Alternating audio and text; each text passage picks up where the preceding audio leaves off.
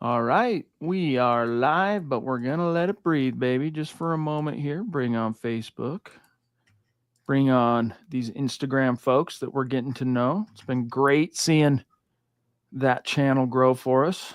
Come on, connect. There we go. All right, and I think we're good. Welcome in, everybody. It is the Mile High Huddle podcast. I'm your host, Chad Jensen. With me, my fellow football priest. You know him, you love him, Zack Kelberman. Zack, Sean Payton, we haven't talked a lot about this cat, but Sean Payton has seen flashes from a certain undrafted rookie wide receiver that made maybe a little bit of waves during the offseason training program. Who am I talking about and what's going on with this guy? How much should fans really get their, not their hopes up, but paying attention to this cat? Well, you're talking about Kyrie White, and I'm pretty sure he changed his surname, Chad, to get back to your DM kind of off camera. That's why we couldn't find him. I think he was named Kyrie Rowan at one point. But either way, former Utah State receiver, he had a breakout 2024 season. Pretty much the only stats I can dig up on this guy were from last year, but he had a career year in yards, catches, touchdowns. And like I wrote, though, he's competing with a bunch of other players the Broncos picked up during the draft and after the draft. They pick up 4 in total undrafted rookie wide receivers. They drafted Pat Bryant. They have Vele, Sutton, Mims. It's a logjam at receiver. And like we talk about with A.T. Perry, he's probably competing more so for placement on the practice squad than the 53-man roster. Yeah, what Sean Payton said about Kyrie White, quote, I think he's gotten better. There have been some flashes. We'll meet today. This next part, Zach's a little bit ominous. Quote, we're really managing 91 players when you count the international players. So if one comes in, someone has to go out. If they're out here, we're evaluating them. We're looking closely. We're trying to figure out what they do well. It's easy to say what they can't do, but how can they help us? Close quote. So Kyrie White, he's got a long road to hoe in order to prove to Sean Payton and company how he can help them. And that's in a stacked wide receiver depth chart. He impressed enough to earn a contract after rookie minicamp. He was invited after the draft. They signed him to a deal, and he hasn't been waived yet. So I would assume that Sean Payton sees something. And again, you have a bunch of players, young receivers fighting for spots on the practice squad. So a guy worth monitoring over the summer. No doubt about it. We got the Papa Bear checking in. We heard from David last night, and it sounds like he's trending in the right direction. So this is good. And it's great to hear from you tonight as well, my brother. And thank you for the super saying good evening, Broncos country, 13-4 plus. And you know what, Zach, that's as good as any segue to get into what I wanted to talk about tonight as one of the few topics that we'll, of course, get into. One of them being the key one here being, if I can find it, what Albert Breer had to say. Now I get these emails every day from, we'll call them like our on SI national editor type of guy. Hey, check it out. Might be of interest to you. I gave it a click and read. And Albert Breer, of course, of the MMQB Sports Illustrated National, he said, Zach, that he would buy on the Broncos, and it's within the scope of who is most likely to challenge the Chiefs in the AFC West. He picked the Broncos, and he said, I'll get into some of pretty much everything he said, but he's really excited about what they've got cooking both on offense and defense. I want to be fair. We say this when we hear a negative prediction or comment about the Broncos that it's one person's opinion. This is one person's opinion, albeit a positive opinion, but he thinks, and rightly so, you can make the case, Chad. We talk about the Kansas City game last year, how Bo Nix played, how the defense played. Broncos should have won that game. Obviously, they won the season finale when the Chiefs weren't playing their starters, but you could just tell that they're on the upswing. You can tell the Chiefs have stagnated. The question, as Breer answers in his blurb, is have the Broncos overtaken the Chargers and the Raiders? Well, we can answer Vegas because the Broncos swept them. Chargers, a little murkier, but I would think and I would assume based on the analysis here that Breer has more confidence long-term in Bo Nix leading his team than Herbert leading the Chargers. That would be my guess.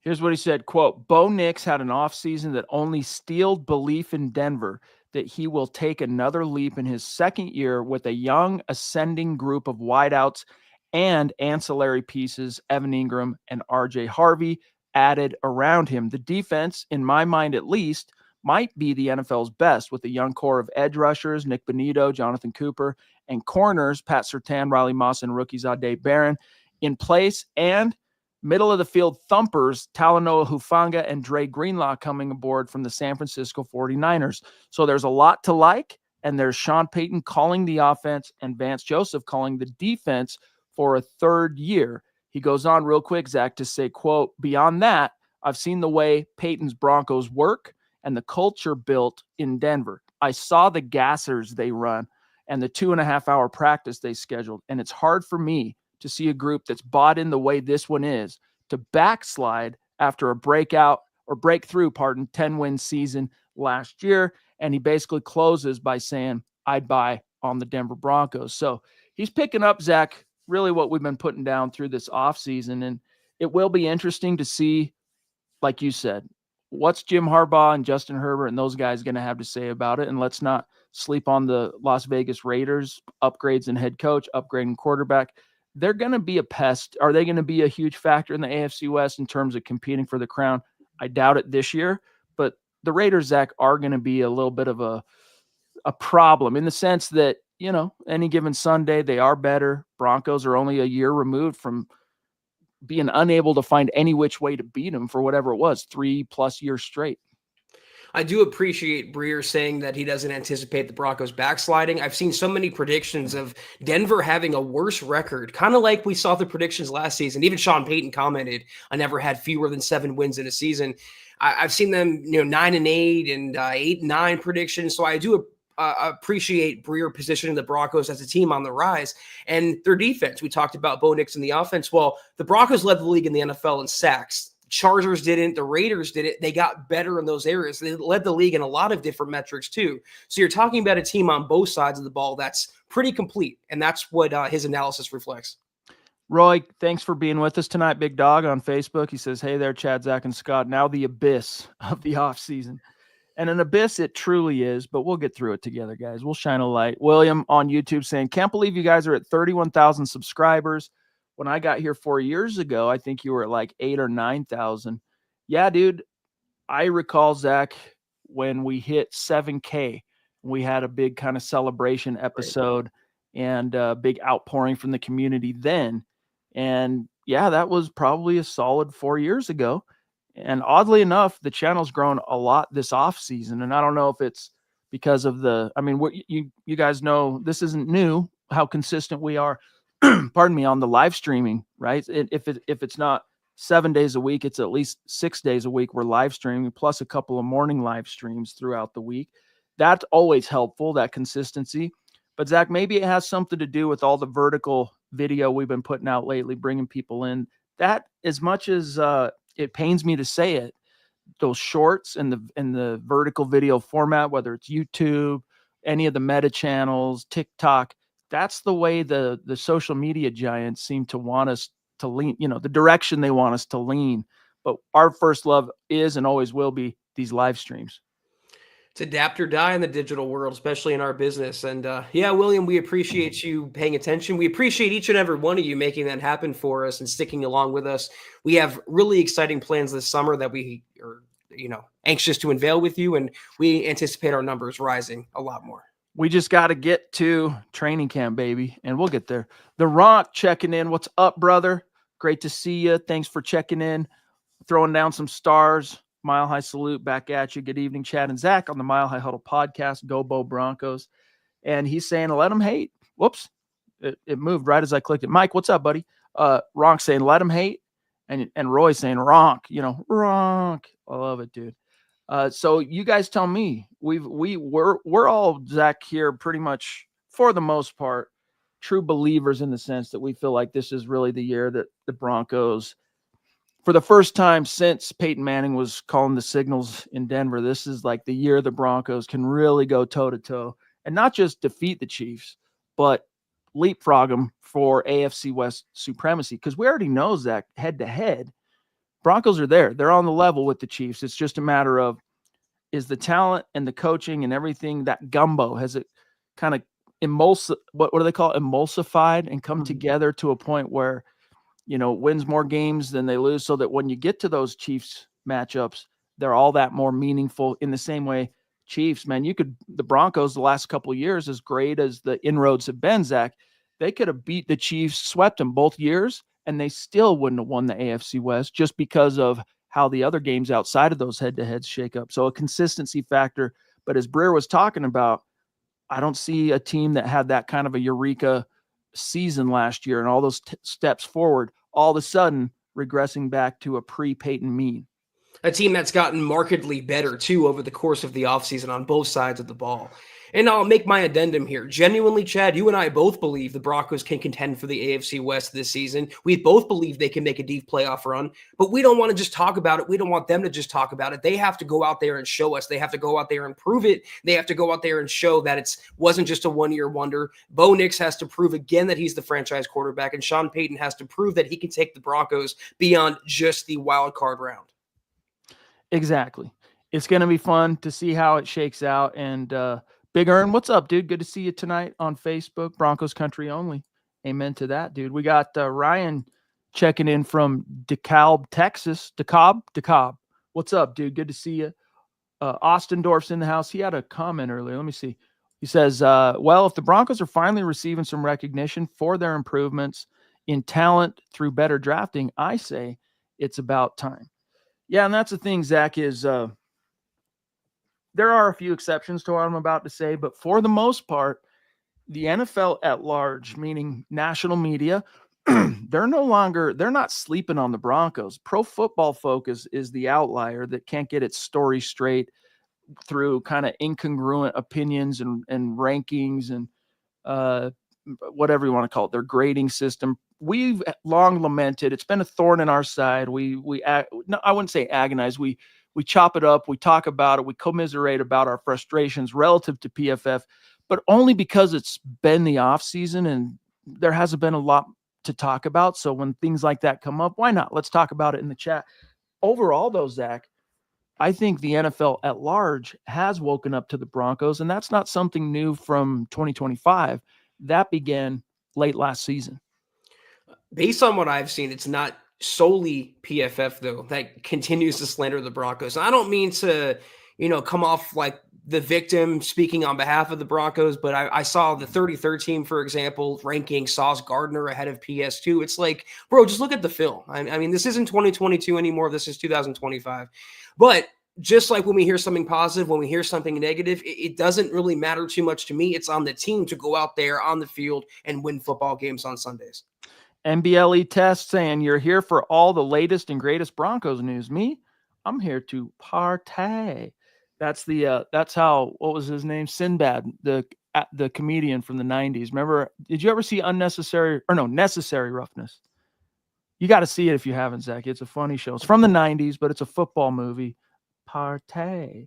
Anyway, the whole point, real quick, since you brought it up, look, Sauce Gardner is an excellent corner, and Dylan did a great job today, for example, breaking down Courtland Sutton's 5 toughest matchups of 2025. And surprise, surprise, Sauce is on that list. But when you compare him to Patrick Surtain, where these paths diverge, and I don't have the exact metrics in front of me, but it's no secret that Surtain had a much higher percentage of his coverage snaps where he's following the opposing team's number 1 receiver than Gardner. Gardner gets his, man. Don't get me wrong. I think the Jets could live and die by him doing the same exact thing. Like, he's very good at what he does, but the defensive kind of philosophy there the last few years, which obviously it's changing. So we'll see how it shakes out moving forward, but it's been to he just kind of sticks to his side, and whether it's man or zone, whatever, he covers his side. He's not following, being assigned guys per se. That could be changing those.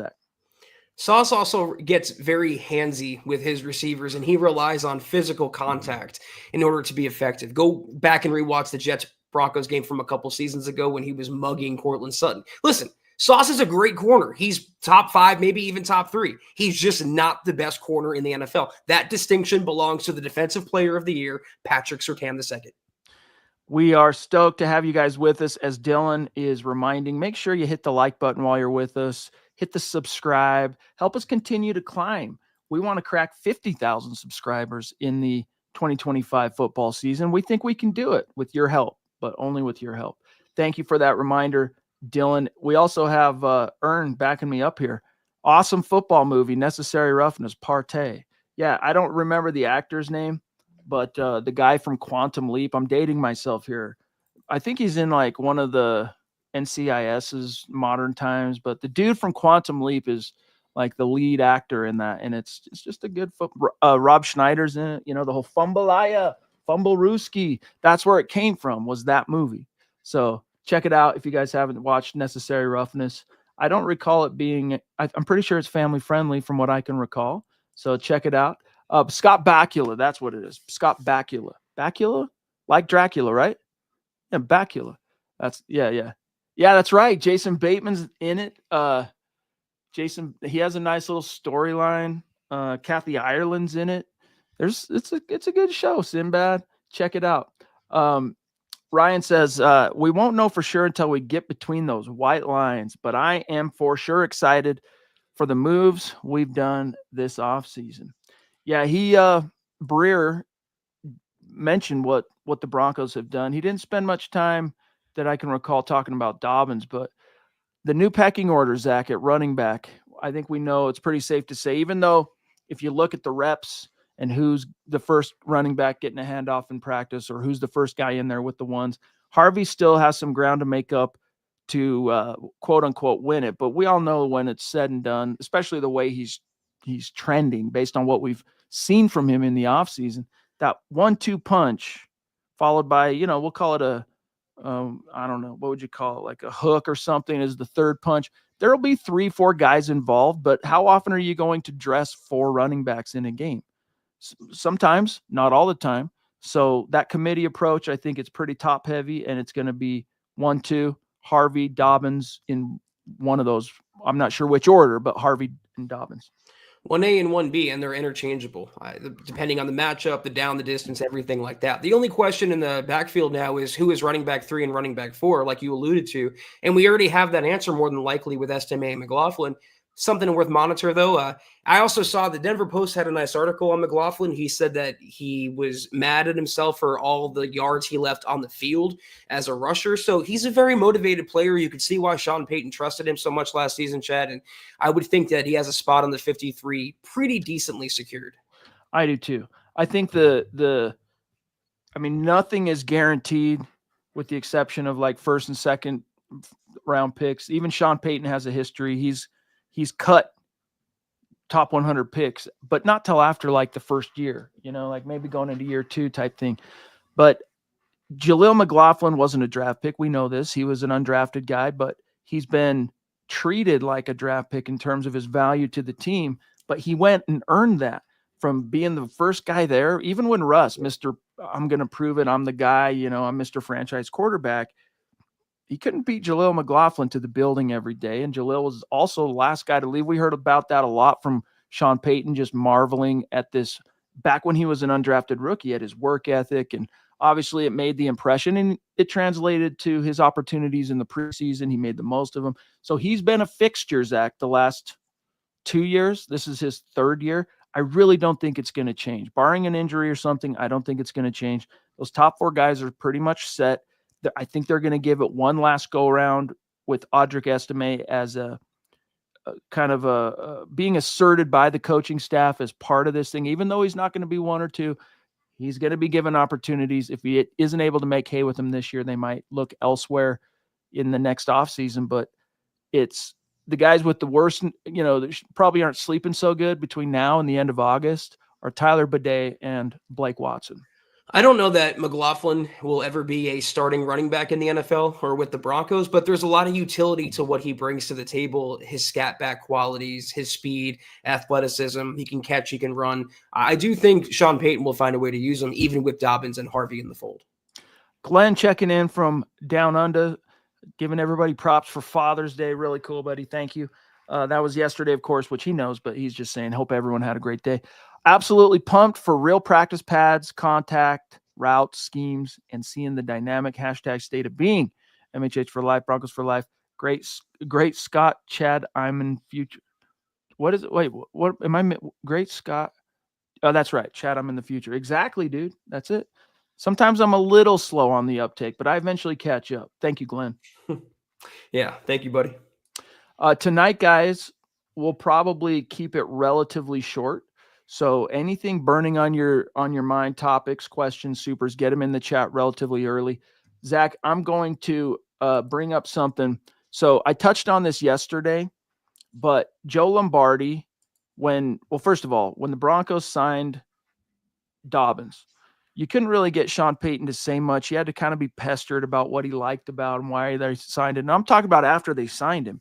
And then he finally got around to saying, well, he's got great balance and we like his instincts. But as soon as they start talking about, well, but coach, talk about how important it was to you guys to have the veteran presence in that young running back room. And he started pumping the brakes. He's like, whoa, we'll take care of that. Like, we're not trying to, the implication being we're not expecting Dobbins to come in and be some leader or asking him to be that, etc. But it kind of left much to be desired, Zach, relative to what does Sean Payton and the coaching staff really think of the J.K. Dobbins addition. But Lombardi, the offensive coordinator, Joe Lombardi, he had no problem talking about it. He said, quote, "It's exciting. This is a guy who's had a lot of success in his career. It's someone we've always had a lot of respect for. It adds talent and competition to that room. Obviously, he's been a very productive runner, and he's a good pass protector. I think it will help the competition in that room, Zach, and help the team," close quote. Yeah, I think this is pretty straightforward until we see him in the preseason and the regular season. Dobbins, throughout his career in Baltimore and last season with the Chargers, he's a good running back. When he's healthy, when he's on the field, when he's playing, he's a good, efficient, productive running back that makes your football team better. The only rap on him, Chad, is that he's injury prone, is that he's rarely on the field. But when he is, he's good. He's a good locker room guy. He lives and breathes football. You don't have to worry about any extracurricular activities with him. Good addition to the team. We just have to knock wood and hope the Broncos medical staff comes through and keeps him healthy. Man, and that's true. It's like, why did they wait so long to sign him? Like, obviously it has something to do with whatever it was they saw once they got to actually practicing football, because as we learned, or not learned, but as Sean Payton highlighted, whatever it was, Wednesday or Thursday's minicamp practice, Zach, the Broncos spent 5 weeks in phase 1 of the offseason training program, which most teams it's 2 weeks. And phase 1 is about lifting, strength and conditioning, changing the body, all that stuff. Broncos spent, Zach, 5 weeks in phase 1. I wish J.K. Dobbins could have been there for that. So now, hopefully, though, because he missed that stuff, he'll get a little extra emphasis and TLC from the strength and conditioning staff to do the best they can to kind of, microwave the benefits of what that would have been over the next 6 weeks before training camp. Sean Payton told a great story when he was coaching under Bill Parcells. He was the quarterbacks and receivers coach, and he wanted to get the receivers on the field from the weight room. And Bill Parcells was very much like Sean Payton's belief now about not having practices and focusing on strength and conditioning. And Bill Parcells goes, he pulls a hammy, I'm going to find a new receivers and quarterbacks coach. So you see, he wants to build callous, as Sean Payton said, but he wants to do it wisely so they last for the duration of the rest of the year. I mean, even Breer saying, I was there, I saw him running the gassers and all this stuff.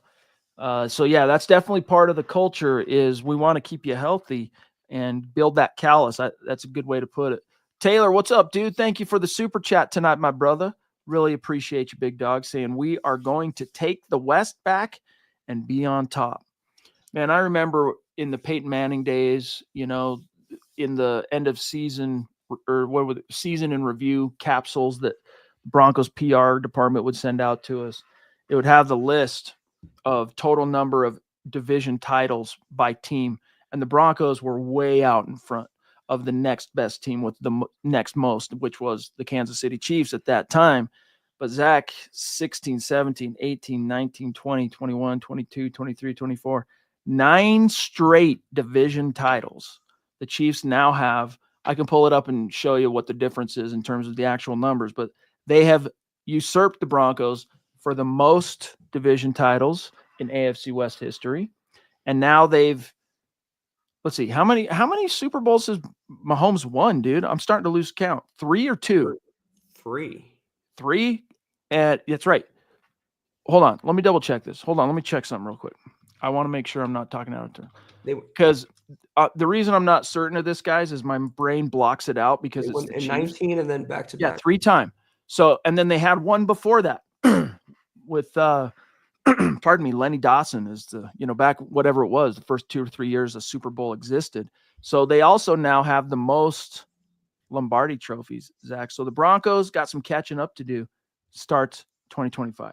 It does. And like we've talked about, you mentioned it earlier, it starts with the games that don't include the Chiefs. The Broncos have to prove they can hang with even the Baltimores, the Buffaloes, which they couldn't do in 2024, the Bengals, which they couldn't do. They lost in the end before they even get to that Christmas night game in Kansas City, which could be for the division. Taylor, we both believe with our hearts the Broncos can compete for the title and be back on top, but they have to go out there and they have to prove it this season. Yes, indeed. Taylor, dude, thank you for being a Super Chat superstar at MHH. Great to see you tonight, brother. We're going to continue to talk a lot about this, but it's a question. It's a slow night. Let's grab this from Ryan Woolridge on Facebook. He wants to know, what are your thoughts on our receiving core? Zach, as a little bit of a setting of the stage, rewind just 1 year, and you had outfits like PFF. There were others ranking the Broncos receiving core dead last in the NFL. Courtland Sutton, fast forward to this year, what was it? He was barely ranked in the top 32 wide receivers in the NFL after he just produced a 1,000-yard season catching passes from a rookie quarterback. Marvin Mims turns a corner. How are you feeling about this receiving core entering 2025? A lot of people think the Broncos would be better off and they'd feel more confident if they had an established number 2 receiver opposite Sutton. They have, we hope to be in Devon Vele or Pat Bryant or Marvin Mims, but they have a lot of young talent, and the sum of their parts is what we're focusing on here. I feel really good on that point because you have to always think about the future. Courtland Sutton's not going to be here forever, and you can't keep signing veteran replacements to patch that position up. You drafted Sutton. He was a homegrown player. You've extended him. It's time to do the same thing with Vele, Bryant, Mims, even Troy Franklin, Chad, who Peyton thinks is having an ascension. So I feel confident, if only because of who's at the controls, both head coach and quarterback. I do too. And I think Marvin Mims is really on the brink of becoming one of the superstars of the NFL. Yeah.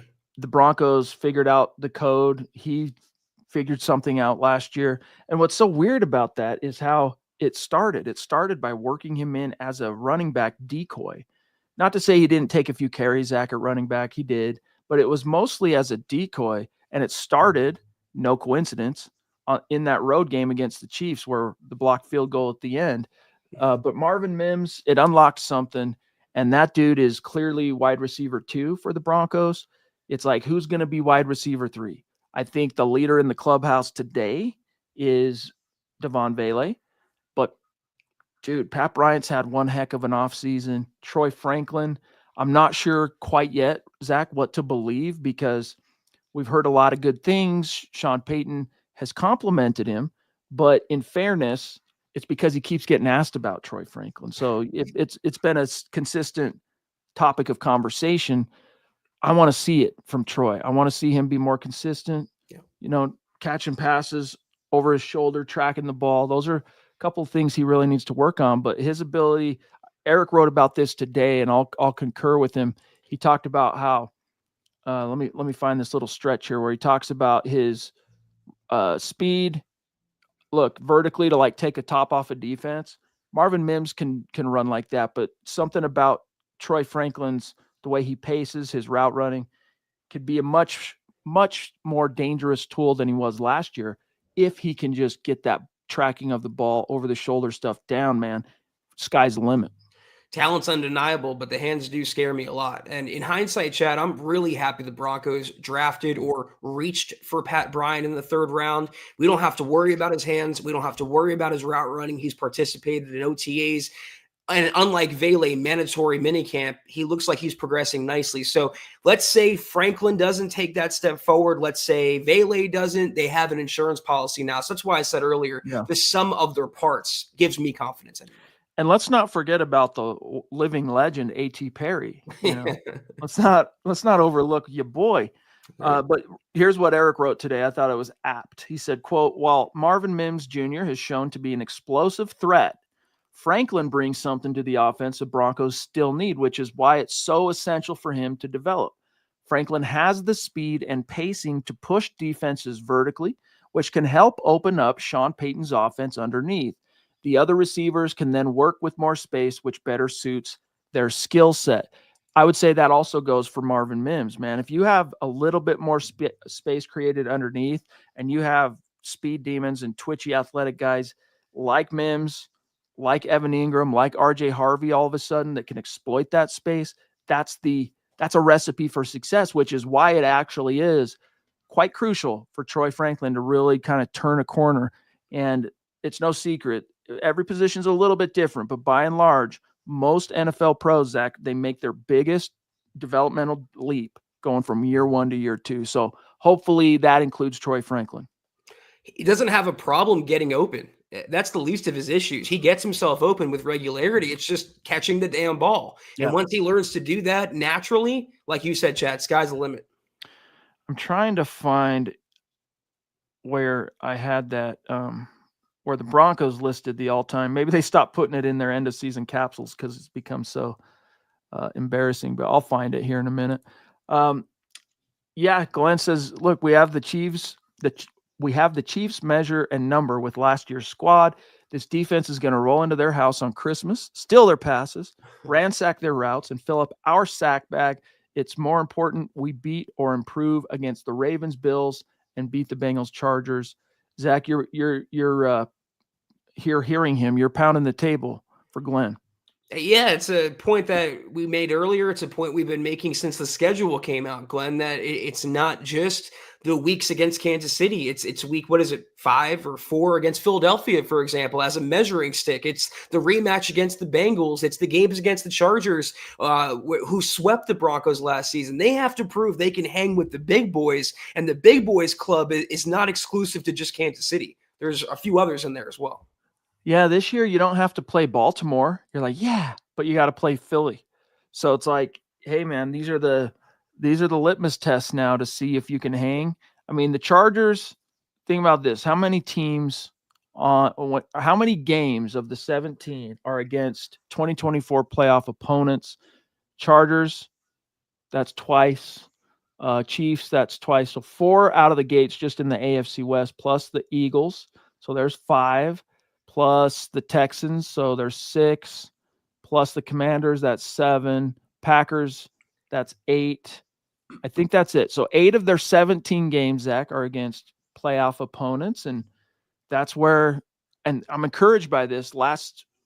Pre-Peyton, it was this penchant for playing down to the competition, not winning the games you're supposed to win. So but under Peyton, they've done a better job, with the exception of poor starts in each of his first 2 seasons.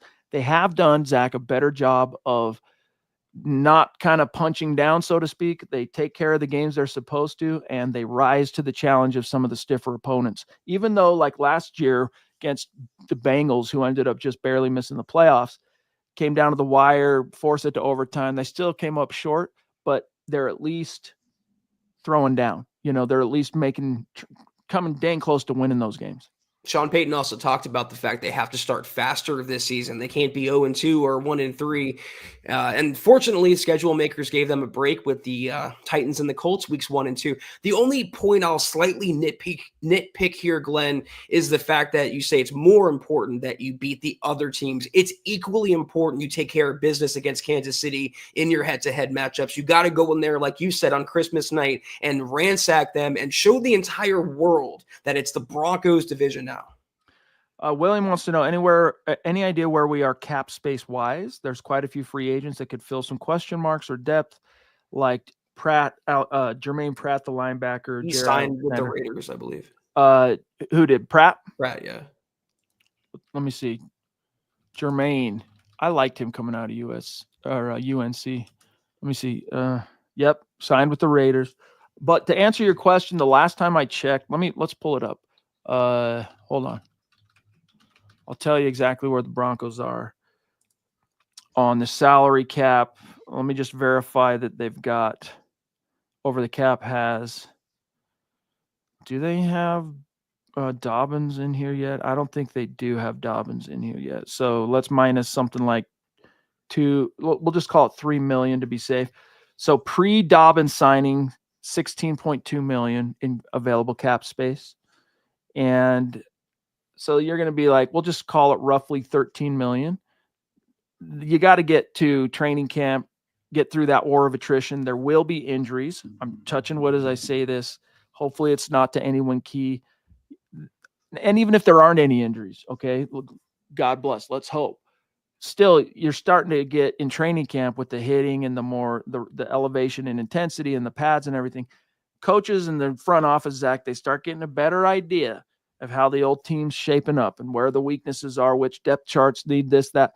You want to have a little budget of some Evan Mathis money waiting just in case, and they have that this year. I don't think there's anything imminent right now that I'm going, oh, go out and sign this. We're super light in this department. I think they're pretty dang solid across the board, but let's see how it looks a couple weeks into training camp. Yeah, William, my take is like instead of throwing money at a Jair Alexander who they don't need, how about extending Zach Allen? How about extending Nick Benito or Cortland Sutton or pick your player? And if they do a deal with Zach Allen, for example, that would actually lower his cap number and give the Broncos more flexibility for this season and going forward. So that's where I would look for the foreseeable future is in-house and the players that I can get done. And yes, it is a little curious, not sure why. Barron and Harvey still haven't signed.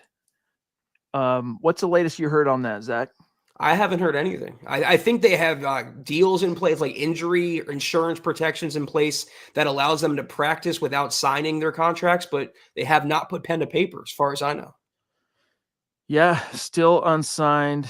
We'll see. It's nothing to worry about, by the way, because both of them have participated in all of the mini camps. Obviously, that means they're bought in, they're committed. There's just something on the back end that the reps are, as Zach was mentioning, we're not sure exactly what it is, but there's something on the back end that they are still ironing out. But these are slotted contracts. So the wiggle room and the material with which you can actually take exception as a player rep and try and negotiate for better terms, it's pretty slim. George Fox, great pod. Thanks, guys, for getting us through the dead time of the year. Broncos for life, MHH for life. Hit the thumbs up. Thank you, brother. Really appreciate you. Good to see you, George, my friend. Okay, Zach, we're sitting at about 37 minutes. Guys, don't leave. We're going to have a couple messages for you. Then I'm going to take one last look at the chat before we dip on out of here. So hang tight. I do wonder on the Barron and Harvey point if what's going on in Cincinnati might be affecting the situation with Shamar Stewart. He's haggling with the team over, I think it's guaranteed money or length of contract, whatever. And even though they're slotted now, Chad, the player from the current draft year wants a little bit more than the player from the previous year. But I have no doubt in my mind those deals will get done in due time. That was another tremendous episode of the MHH podcast. If you're not doing so, please follow us on X at the MHH pod. You can follow the main account on X at Mile High Huddle, Chad at Chad and Jensen, myself at Kelberman NFL, and Scott, our producer, at Scout Kennedy. If you guys want some merch like we're rocking each and every single podcast, check out MHHmerch.com and get you some. If you haven't done so yet, please drop us a like at Facebook.com/Mile High Huddle Pod. You can find us on Instagram at Mile_High_Huddle. If you're listening on Spotify or Apple Podcasts, make sure you're leaving your football pre-save 5-star review for a chance to win some merch each and every single month. But if anything, y'all, please subscribe, like, and share this video and every video you see on the MHH channel. It really helps us grow and reach more Broncos fans just like you. Whoa.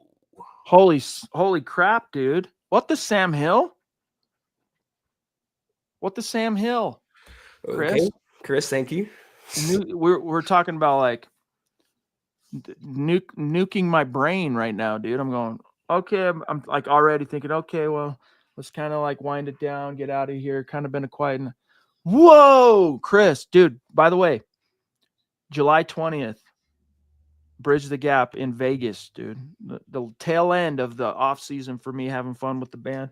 So you got to come out, bring your boy, dude. It'll be, I don't know if you'll be able to bring your boy. I think it's 21 plus, that particular show. And I can't remember exactly how old he is. But either way, Chris, we got to connect down there, bro. Thank you. I don't even know what to say, dude. For those who don't know, this is not the first time, that Chris has been this generous to the show in supporting us. But this is what you would call a max out super chat. This is the highest amount that YouTube will allow in a single transaction for anybody to support a channel. And Chris, believe it or not, guys, this is not the first time he's been that outgoing in support of what we do. And I got to tell you, this time of year, it really, really makes a difference, bro. So God bless you. Thank you so much. There's a reason you're legendary, mythical Mount Rushmore superstar. And the added benefit is brother in punk rock. Plus his boy, he plays in a band. Really cool stuff. We have a lot in common. Thank you, Chris. Love you, bro. You heard it for yourself. You have us like an old cartoon, though. Even when I was talking, you leave us completely speechless with your generosity, Chris. Thank you so much. And we will continue being here all off season, year round, as we are providing the information for you. And we do it because of you, because of every one of you. Thank you so much. Genuinely. We mean that, bro. Yeah, Chris, I'll text you, dude. Chris, I'm going to text you the flyer for that show. I'm going to do it right now so I don't forget. Actually, I'll do it right after the show. I won't forget. But I want to see it July 20th. And we're playing on the home front this week, Friday, in Denver at a place called Your Mom's House, Bridge the Gap. So if you're in Denver, you want to come hang out with your boy and listen to some music, I'll be playing and jumping around on a stage and pretending like I'm 19 again. That's Your Mom's Check house. it out. Your Mom's House, Denver, Friday, June 20th. Ronk, dude. Thank you, brother. Great show tonight. Chad and Zach on the MHH podcast. Go Bo Broncos. What a night, dude. What a night. How blessed we are. I mean, it's crazy, dude, how we've all grown together and where we started with this thing and making close friends and lasting relationships like Chris, the Ronk. I mean, George, so many of you, the Duchess, people who aren't even in the room right now. And I just want you to know, for me, it's a genuine privilege and an honor. And I thank you for being a part of this thing. And especially like right now, you're all sick, twisted maniacs, just like us. Like, what percentage of Broncos country, the people who are at least going to check on Sunday on the highlights to see if the Broncos won, if not watch the game, actual Broncos fans, what percentage gives a flying rip about reading articles or listening to podcasts in the middle of June? It's a pretty small percentage. I'll tell you that as somebody who has data and, traffic numbers and demographics and this and that. And so it's you guys, we found our tribe. It's you. And I'm just grateful. So grateful. Thank you guys. Love you. Echo that for sure. We have Glenn saying all started in the Apple Pod days before Facebook. I remember those days quite well. Almost 10 years, Chad Jensen and Zack Kelberman. That's what Chad's talking about. You guys have made this like a family, not just even a podcasting community. We consider you guys friends, online friends. We consider you guys confidants, and we love chopping it up with you about the Broncos. And I'll echo what Chad said even more. We are blessed to do what we do. Thank you. And even like when we put on the pardon me, I've had this frog in my throat all night, but the MHH meet and greets, and it genuinely moves us to see how many of you not only show up and come say hi and hang out, but when we find out how far many of you have traveled. And I mean, Chris, he's made it to a meet and greet. It's a hop, skip, and a jump to get from Vegas to Denver, for example. But people travel. I mean, Naj coming from the East Coast, people coming from Mexico, people coming from Europe. So it's Canada. It's a privilege. It's an honor. And anyway, I want to tie it up by just saying again, very grateful for you guys. Thank you. And we're just getting started. The 6-week NFL desert began this week. So we're just scratching the surface, but we're going to have stuff to talk about. There might come times, many times, in fact, Zach, I know this, where we're going to feel like we're repeating ourselves and we're circling around the same topics over and over again. But what are you going to do? Sick maniacs. Sometimes you repeat yourself, that's what we are. But it's all for the best in a good way. Sick maniacs, right? It's about the Broncos. And even when we do, not for a second does it ever feel like work. And that's because of you guys. Thank you all once again. It never does. But, dude, it really has been almost 10 years. Let's see. 18 was the first year you and I together, right? 18, 19, 18, 19, 20, 22, 24, 25. So this is year 8. We're getting there. We're inching closer to the decade. So, all right, guys, mile high salute, special shout out, great super chat superstars and the supporters genuinely helping us keep the lights on during the NFL desert, like Chris from the tippity top. Thank you, Chris. I mean, not even the top rope. He's like up in the rafters. It's like the most bodacious WWE move you've ever seen. Boom, down. So thank you, Chris. Love you, bro. I'll be texting you later. The Ronk, thank you, buddy. Taylor, much love and respect. The Papa Bear, hopefully still on the mend. Yep. Looking forward to hearing more on that front. George Fox, love you guys. Appreciate you. Zach and I, we're off till Thursday. So we'll see you then. Can't wait. Have a great rest of your Monday. Great start to your week. We'll see you Thursday night. Take care. And as always, go Broncos.